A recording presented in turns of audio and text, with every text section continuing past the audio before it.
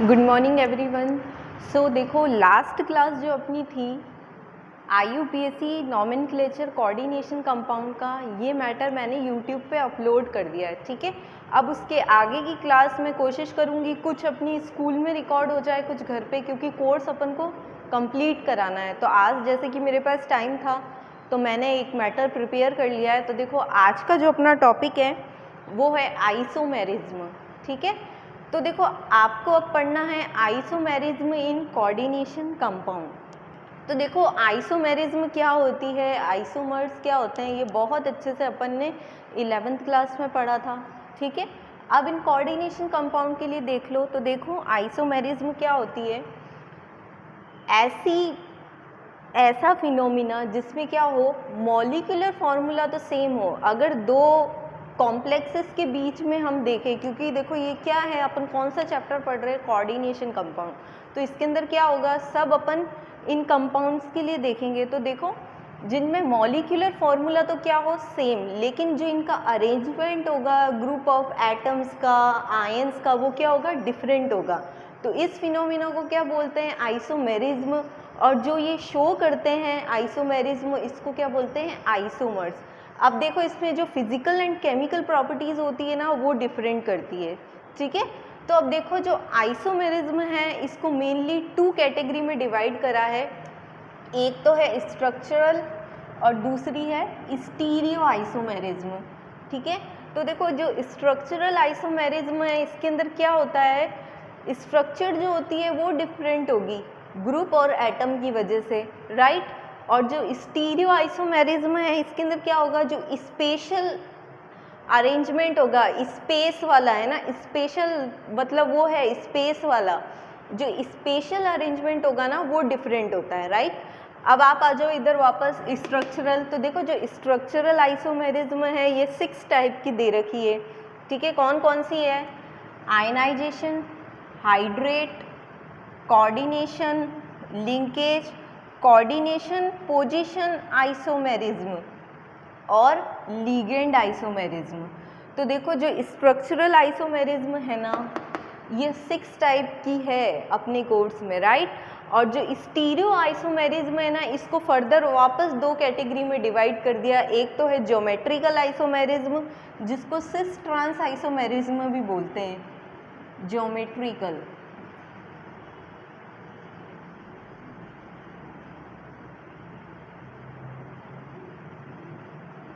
ठीक है, इसको क्या कहते हैं, इसको सिस ट्रांस आइसोमेरिज्म भी बोलते हैं। ठीक है, और दूसरी होती है ऑप्टिकल।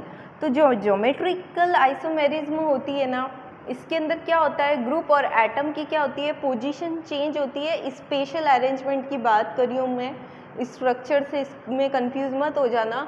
और जो ऑप्टिकल आइसोमेरिज्म होती है ना, इसमें क्या होता है, जो भी मॉलिक्यूल बनता है कोऑर्डिनेशन कंपाउंड का, तो ये मॉलिक्यूल क्या करता है, प्लेन ऑफ पोलराइज्ड लाइट को रोटेट कर देता है। ये क्या करता है, प्लेन ऑफ पोलराइज्ड लाइट को रोटेट कर देता है।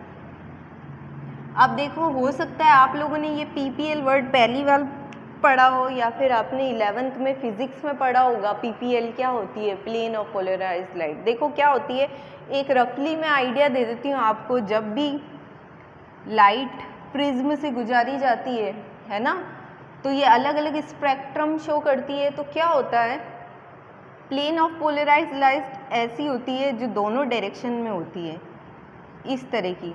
तो ये जो लाइट है ना, अगर इस तरफ रोटेट हो जाए, क्लॉक एंटी क्लॉकवाइज या फिर क्लॉकवाइज, इसकी मैं बात कर रही हूँ। ये एक रफ आइडिया है, कभी कोई क्लास ऐसी हुई अपनी तो उसके अंदर मैं तुम्हें डिटेल में समझा दूंगी। अभी के लिए प्लीज़ तुम लोग बस इतना ही ध्यान रखना कि जो ऑप्टिकल आइसोमर्स होते हैं ये क्या करते हैं, PPL को रोटेट करते हैं।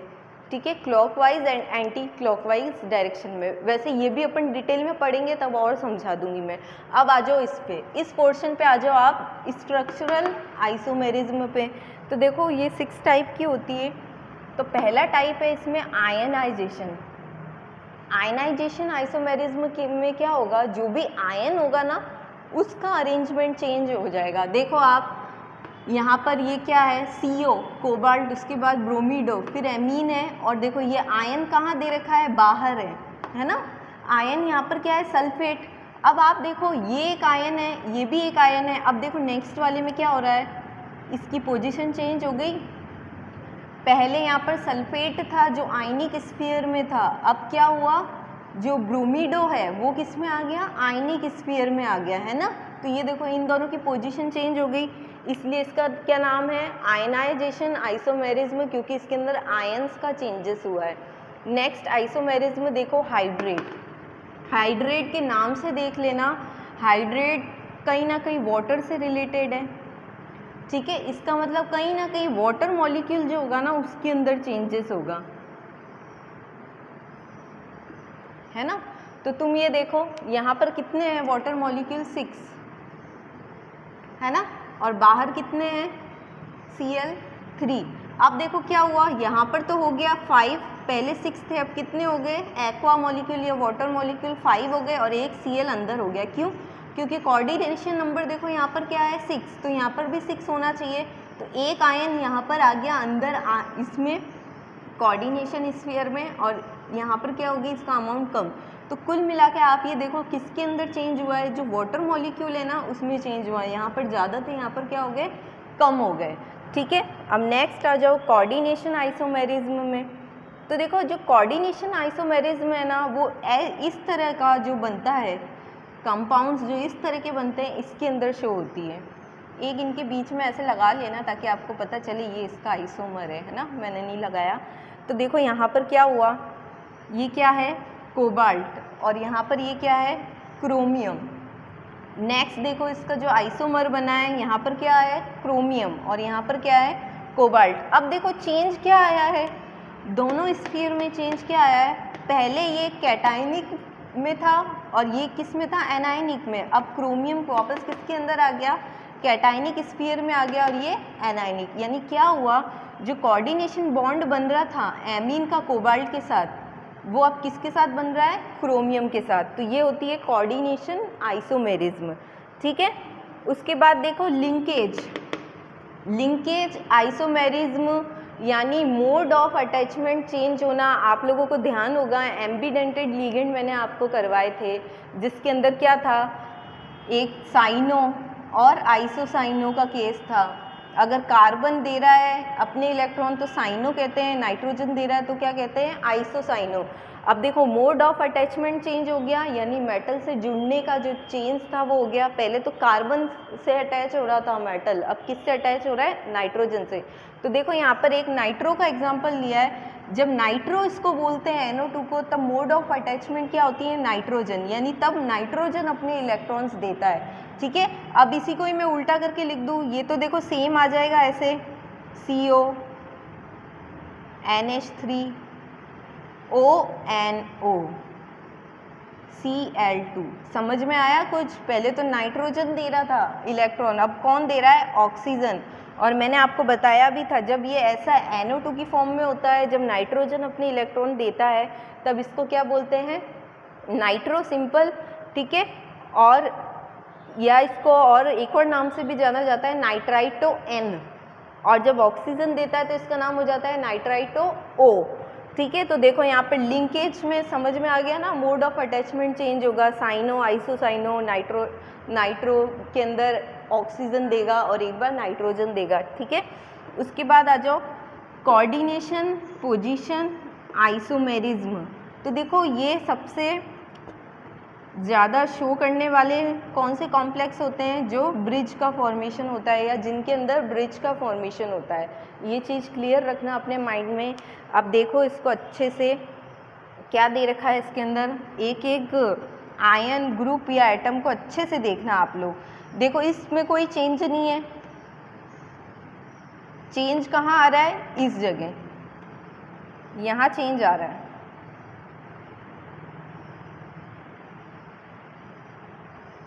है ना। तो देखो आपने इसके अंदर क्या देखा, क्या चेंज आया इसके अंदर, पहले यहाँ पे क्या था, एमीन था, अब यहाँ पर क्या ऐड हो रहा है, वापस से क्लोरीन, है ना, Cl आ गया एक। यहाँ तो 4 बनाने थे अपन को, तो 3 ये हो गए, एक ये हो गया 4, है ना। और यहाँ पर 6 बनाने थे तो ये हो गए पूरे के पूरे 6 हो गए यहाँ पर, है ना। यहाँ पे 2 था, यहाँ पर ये था, तो इस तरह से ये यहाँ पर चेंज आया है। ठीक है। अब ये आइसोमेरिज्म शो करने के लिए आप क्या करोगे, वापस इसको ऐसे बना दोगे तो हो जाएगा ना। कहने का क्या मतलब है, जो भी ये वाला पोर्शन होता है ना, इसको छोड़ के बस यहाँ आजू बाजू चेंज कर देना, कोऑर्डिनेशन नंबर सेम रखना। जैसे देखो इस वाले कोबाल्ट के साथ यहाँ पर अभी कितना कोऑर्डिनेशन नंबर दे रखा है, 4 है ना। तो इस वाले कोबाल्ट के साथ यहाँ पे कोऑर्डिनेशन नंबर किसका होगा, 4 का ही होगा। 3 तो इसके हो गए और 1 क्लोरो का, क्लोरिडो का, 4 हो गया। इस वाले कोबाल्ट के साथ देखो कितने हैं, 1 2 3 4 है ना। अब देखो यहाँ पर भी क्या करोगे आप, या तो आप इसको यहाँ पर 6 भी कर सकते हो या यहाँ पर 4 भी कर सकते हो। बस आप लोगों को इतना ध्यान रखना आप लोग कि आप लोगों को क्या करना है, ये जो चेंज होगा ना इसके अंदर, वो बस ध्यान रखना जहाँ पर लीगेंड है ना, बस इस वाले पोर्शन को चेंज करना, यहाँ आप कुछ भी चेंजेस नहीं करोगे। फिर आ जाओ इस पे लीगेंड पे।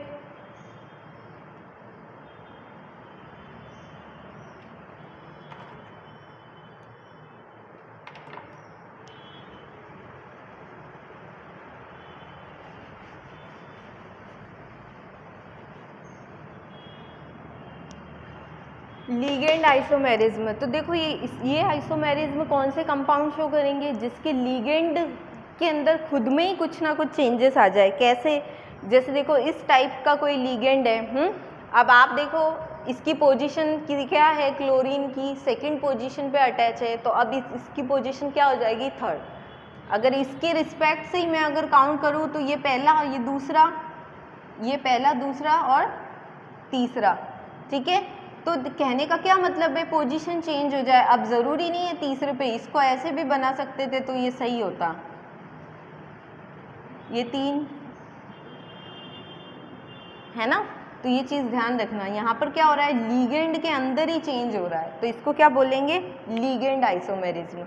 मुझे मालूम है आज ये टॉपिक थोड़ा सा टिपिकल लग रहा होगा आप लोगों को, समझ में नहीं आ रहा होगा, या हो सकता है बार बार अगर आप ये वीडियो देखोगे ना तो समझ में आ जाएगा। ये कुछ नहीं है, इसके ऊपर थ्योरेटिकल क्वेश्चन आता है, तो इसको एक एक एग्जाम्पल भी आप याद कर लोगे तो सफिशिएंट है ना। नया लग रहा है ये टॉपिक, एकदम से नहीं होगा, इसलिए मैं स्टीरियो वाला पोर्शन आज नहीं करवा रही हूँ। आज मैं सिर्फ आप लोगों को ये वाला करा रही हूँ, स्ट्रक्चरल वाला, ठीक है, जिसके अंदर ये 6 तरह की पड़ी है। आप लोगों के लिए थोड़ा डिफ़िकल्ट होगा क्योंकि ये सब याद करने पड़ेंगे आपको एग्जाम्पल, तो इसको अच्छे से देखना वीडियो को। और कोई भी डाउट आ जाए कहीं कि मैडम ये समझ में नहीं आ रही, क्योंकि क्या होता है ना, मिक्सअप हो जाता है कि भाई आयन ऐसा आया, उसमें भी ऐसा आया। तो देखो मैंने कुछ बेसिक चीज़ लिख के रखी थी कि इसके अंदर सिर्फ ब्रिज वाला आएगा, इसके अंदर एम्बीडेंटेड वाले शो कर रहे हैं क्योंकि मोड ऑफ अटैचमेंट चेंज है ना। अब तुम खुद देखो, अगर Cl होता NO2 की जगह तो थोड़ी ये शो कर पाता ये वाली आइसोमेरिज्म, क्योंकि इसमें तो मोड ऑफ अटैचमेंट की बात करें तो ये तो वो लीगेंड है, यूनिडेंटेड लीगेंड है, सिर्फ Cl ही अपने इलेक्ट्रॉन देता है और तो कोई देता ही नहीं है। तो ये सब चीज़ें आप लोग ज़रा ध्यान रखना, ठीक है। इसको नोट डाउन कर लो, फिर मैं रफ करती हूँ।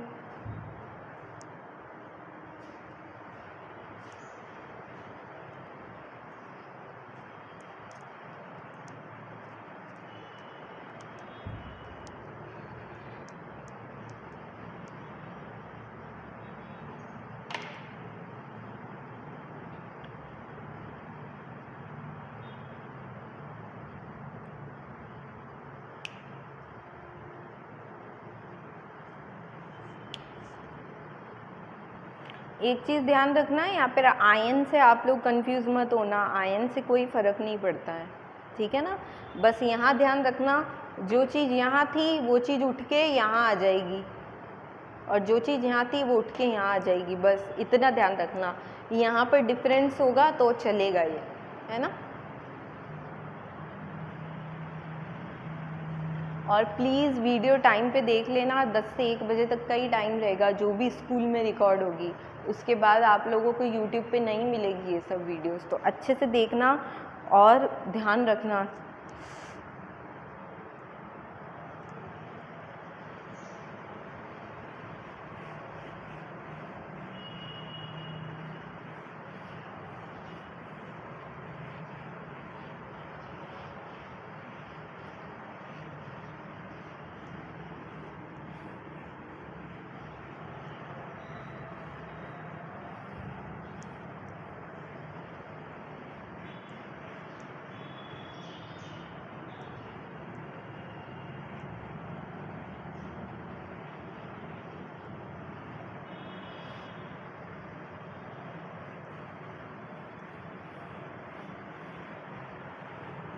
तो देखो एक छोटा सा थ्योरी का मैं बता देती हूँ आप लोग को।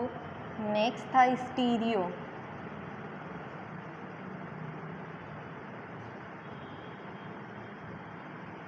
स्टीरियो आइसोमेरिज्म है ना। स्टीरियो आइसोमेरिज्म किससे रिलेटेड होगा? स्पेशल अरेंजमेंट से।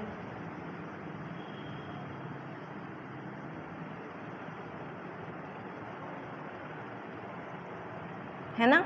इसके अंदर दो पढ़ोगे आप, ज्योमेट्रिकल एंड ऑप्टिकल। तो देखो ज्योमेट्रिकल आइसोमेरिज्म को मैंने बोला कि सिस ट्रांस आइसोमेरिज्म भी बोलते हैं, यानी सिस ट्रांस 11th में मैंने आपको बताए थे, याद आ रहा होगा कुछ आपको। तो एक चीज़ ध्यान रखना, जब इन कॉम्प्लेक्सेस की बात करते हैं तो हम दो तरह से बात करेंगे कि अगर कोऑर्डिनेशन नंबर 4 हो, यानी बॉन्ड 4 बने लिगेंड और मेटल के बीच, और कोऑर्डिनेशन नंबर 6 हो। जब कोऑर्डिनेशन नंबर 6 होता है तो ऑक्टाहेड्रल कॉम्प्लेक्सेस बनते हैं, है ना। देखो मैंने ऐसा ऐसा डायग्राम करवाया था, प्लीज़ याद रखो 11th क्लास को। कुछ याद आया?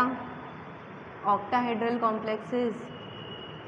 नेक्स्ट देखो, आ जाओ वापस। जब बस इतना ध्यान रखो, कोऑर्डिनेशन 6 होती है तो ऑक्टाहेड्रल कॉम्प्लेक्स बनते हैं। और जब कोऑर्डिनेशन नंबर 4 होती है ना तो दो तरह के बन सकते हैं, एक तो टेट्राहेड्रल और दूसरा स्क्वायर प्लेनर। यहाँ तक क्लियर हो गया होगा, है ना। अब देखो कोऑर्डिनेशन नंबर 4 है, यानी ये मेटल, और अगर मैं टेट्राहेड्रल बनाऊँ तो कुछ इस तरह से बनाते हैं ना, टेट्राहेड्रल स्ट्रक्चर याद होगी आपको। इसके बीच में 109 पॉइंट समथिंग का बॉन्ड एंगल होता है।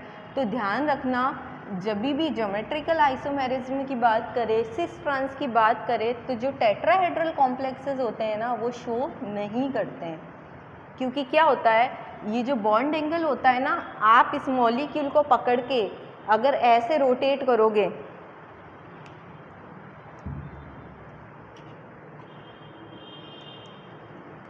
चार के लिए क्या करूं, इसी को ही समझ लो। बीच में मेटल है और ये 3 बॉन्ड है, तो अब तुम देखो इसको मैं ऐसे घुमा दूं तो भी वही पोजीशन मिलती है, कैसे भी इसको अगर मैं रोटेट करूं तो पोजीशन सेम मिलती है। तो वहाँ पर क्या होता है, सिस ट्रांस बनना पॉसिबल ही नहीं हो पाता है, सिस ट्रांस बनते ही नहीं है। इस वजह से क्या होगा, टेट्राहेड्रल में तुम नहीं पढ़ोगे, तुम पढ़ोगे स्क्वायर प्लेनर में। ठीक है, ये जो मेटल है ये स्क्वायर प्लेनर ऐसे ही बनता है, लिगेंड होते हैं इसके चारों तरफ यूं। तो यहाँ पर क्या होता है, सिस ट्रांस बनना पॉसिबल होता है ना। क्योंकि देखो क्या होगा, A A B B, A B B, आया ना कुछ समझ में। ये दोनों पास पास है इसलिए क्या हो गए, सिस, और ये दोनों कहाँ हैं, अपोजिट, तो क्या हो गए, ट्रांस। एक चीज़ ध्यान रखना, ट्रांस में हमेशा 180 डिग्री का एंगल बनता है ना, समझ गए। एक यहाँ पर है तो दूसरा यहाँ पर, और यहाँ पर कितना बनेगा, 90 का बनेगा, है ना। तो ये चीज़ ध्यान रखना। कल जब मैं आपको ज्योमेट्रिकल आइसोमेरिज्म करवाऊंगी तो अपन कोऑर्डिनेशन नंबर 4 और कोऑर्डिनेशन नंबर 6 के लिए करेंगे। कोऑर्डिनेशन नंबर 4 में अपन पढ़ेंगे सिर्फ स्क्वायर प्लेनर के लिए, और ऑक्टाहेड्रल तो बस इकलौता ही है अपने पास जो कि कोऑर्डिनेशन नंबर 6 के अंदर है।